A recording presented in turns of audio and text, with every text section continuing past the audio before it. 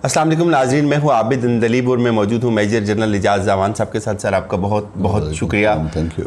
Sir इस वक्त मुल्क के इज्तिमाई हालात की बात करें, एक नेक्सस डेवलप किया जा रहा है कि पाकिस्तान के ख़िलाफ़ जो आलमी क़ुव्वतें हैं वो मुतहर्रिक हैं, वो मुत्तहिद हैं और उनको कुछ पाकिस्तान के अंदर से ऐसी फोर्सेस दस्तयाब हैं जिनकी मदद से वो पाकिस्तान को डिस्टेबलाइज़ करना चाहती हैं। हाल ही आप बात करें, फजलुर रहमान ने एक अपनी फ़ोर्स तैयार कर दी है। फ़ौज के ख़िलाफ़ जिस तरह की ज़ुबान इस्तेमाल की जा रही है और फिर ये कहा जा रहा है कि आप पहले जो है वो इस्तीफ़ा लेके आएँ वज़ीर आज़म का और फिर हम आपके साथ मुज़ाकरात करेंगे। तो ये किस तरफ जा रही है मुल्क? Sir thank you very much Andleeb. देखिए, बात यह है कि ये घबराने की ज़रूरत नहीं है कि मुल्क किस तरफ जा रहा है। मुल्क अल्हम्दुलिल्लाह अपनी जगह पे कायम है, स्टेबल है और इंशाअल्लाह स्टेबल रहेगा। अब ये जो मौलाना फजलुर रहमान साहब के एहतजाज की आपने बात की या वो जो कुछ करना चाह रहे हैं, ये एक बड़ा हैरान कुन रवैया है और ये हमारा एक पॉलिटिकल कल्चर बन चुका है कि जो भी पार्टियां इलेक्शन हार जाती हैं वो इलेक्शन के नताइज को कबूल नहीं करती।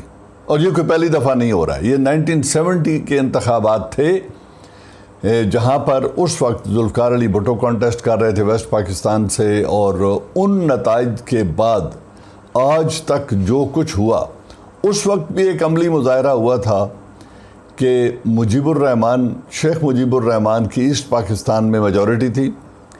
नेशनल असम्बली अगर उस वक्त फार्म होती तो उनकी हुकूमत बनती थी और वेस्ट पाकिस्तान में जुल्फ़िकार अली भुट्टो की पीपल्स पार्टी की मेजॉरिटी थी। उस वक्त इंतखाबात के रिज़ल्ट को तस्लीम किया गया, लेकिन ट्रांसफ़र ऑफ पावर में रुकावटें डाली गई और बिल आखिर जो हुआ वो एक तारीख है। उसके बाद से ये कल्चर है। जुल्फ़िकार अली भुट्टो ने जब इंतखाबात कराए तो उस पर धांधली का नारा लगा और कुछ इस्लामी जमातें, 9 सितारे जिन्हें कहते होते थे, वो इत्तेहाद बना और उन्होंने उनके ख़िलाफ़ एहतजाज किया, जिसका नतीजा जो निकला वो भी हमने देख लिया। उसके बाद से आज तक ये रीत और रिवायत बन गई है कि हर हारने वाला कैंडिडेट ज़ाती तौर पे और पार्टी उमूमी तौर पे इंतखाबात को मशकूक कहते हैं, उनके नताइज को तस्लीम नहीं करते, जो कि एक बड़े नेगेटिव सियासी रवैया है जो बन चुका है।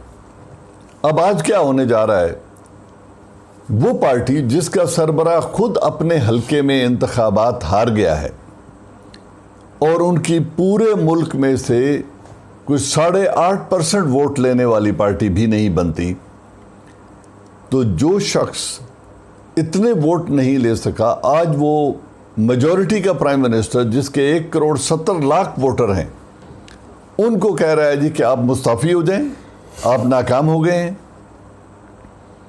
और अगर मैंने मुज़ाकरात करने हैं तो पहले अपना इस्तीफ़ा लेकर आओ, फिर बात शुरू होगी, मुझसे बात करो। फिर तो एक elected prime minister 1.70 crore vote लेने वाला, इस असेंबली के पार्लियामान में वोट ऑफ कॉन्फिडेंस लेने वाला प्राइम मिनिस्टर, अगर वो एक हारे हुए इंतखाबात हारने वाले MNA के कैंडिडेट के मुतालबे पर इस्तीफ़ा दे तो कौन सा सियासी कल्चर डेवलप होगा और किस तरफ हम जा रहे हैं, ये सोचने की बात है।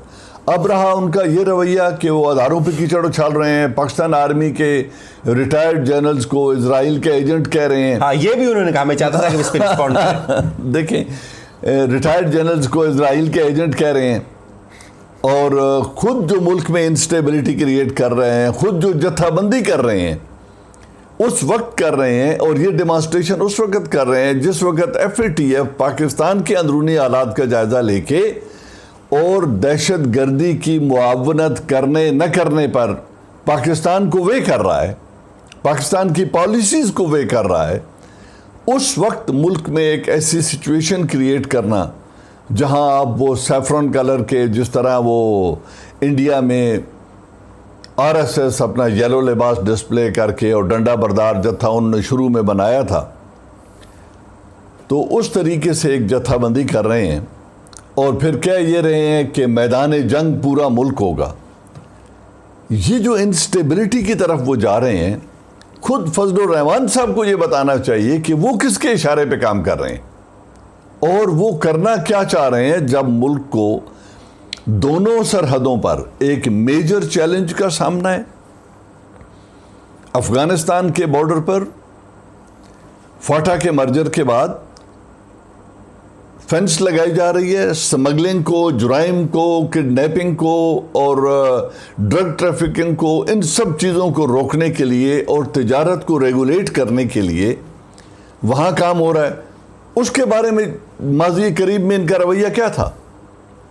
इन्होंने कहा कि जिस दिन ये मर्जर का ऐलान हुआ और इसको नेशनल असेंबली ने एक्सेप्ट किया, जिसमें इनके भी चंद अरकान बैठे हैं, तो फजलुर रहमान साहब की स्टेटमेंट ये थी कि कौम ने इज्तिमाई खुदकुशी कर ली है और इसके नताइज के हम जिम्मेदार नहीं होंगे।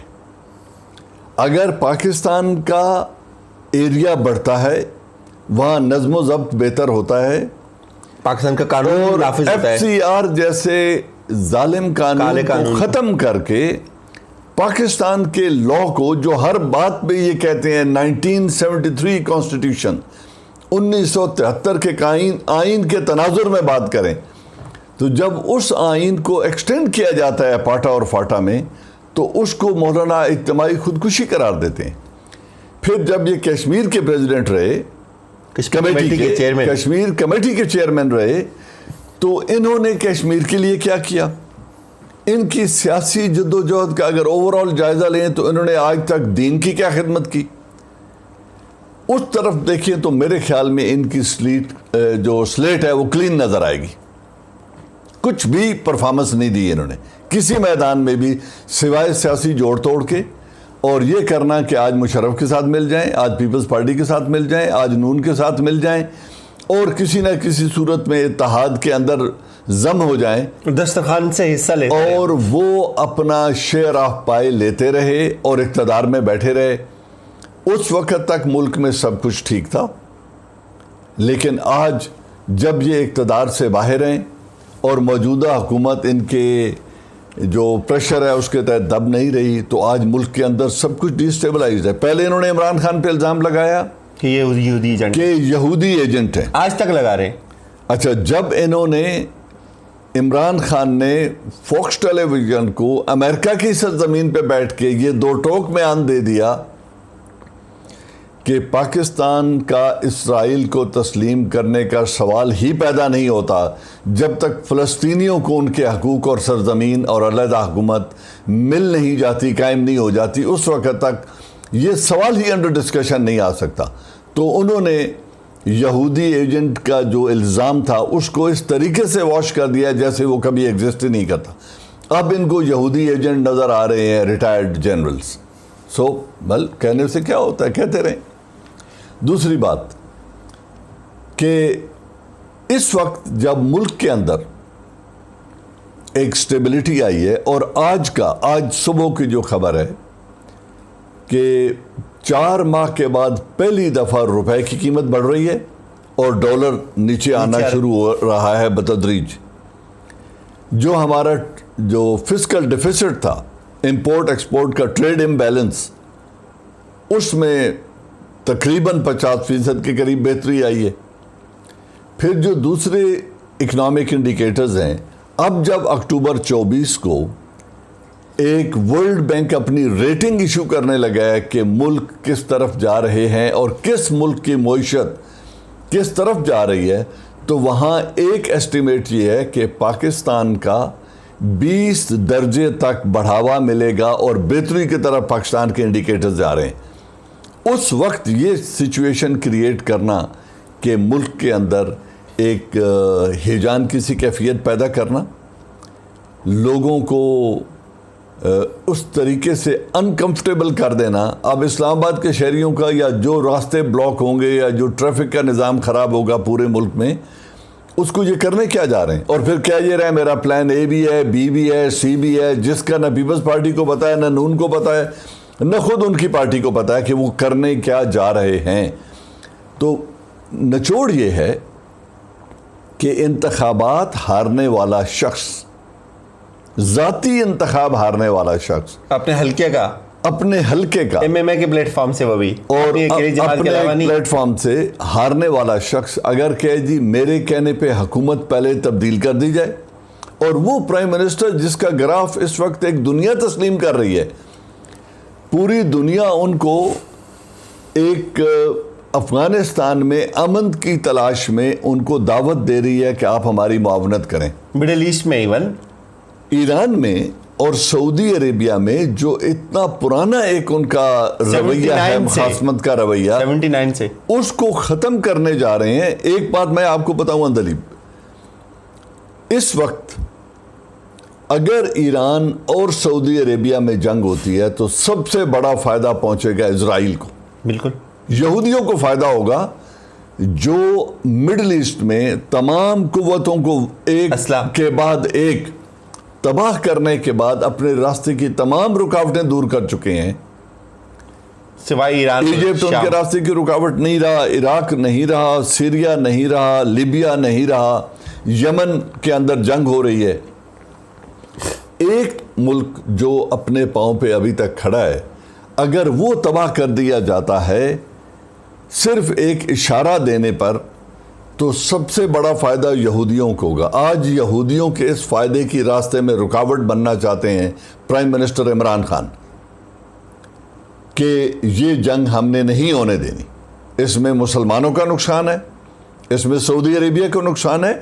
हमने अभी ये तारीख देखी है कि जब कुवैत पर इराक हमला आवर हुआ था और अमेरिका ने कुवैत की आज़ादी के लिए इराक पर हमला किया था, तो उस वक़्त 400 अरब डॉलर का बिल जंग का कुवैत ने दिया था। आज अगर इजराइल और अमेरिका एक इशारे पर ईरान को तबाह कर देते हैं तो कम से कम 500 अरब का बिल तो सऊदी अरेबिया को अदा करना पड़ेगा, जिनकी ये रिफाइनरी शायद $5 बिलियन में ठीक हो जाए। वो 500 अरब का बिल देंगे, एक मुसलमान मुल्क को तबाह करेंगे या कराएंगे अमेरिका और इजराइल से, और इजराइल का रास्ता पूरी मिडिल ईस्ट में डोमिनेशन नेक्स्ट 15 ईयर्स के लिए इजराइल को मजबूत कर देंगे। इस रास्ते में रुकावट बन रहा है Imran Khan, prime minister of Pakistan. तो जो लोग उसकी टांगे खींच रहे हैं वो किसके एजेंट हैं, किसके लिए काम कर रहे हैं, ये मेरे ख्याल में आवाम पे छोड़ते हैं कि वो फैसला खुद कर लें कि कौन किसके लिए काम कर रहा है और किसकी टांगे खींच रहा है। ज़बरदस्त, ज़बरदस्त, बड़ा शानदार इसको जो है ना वो बयान किया सर। ये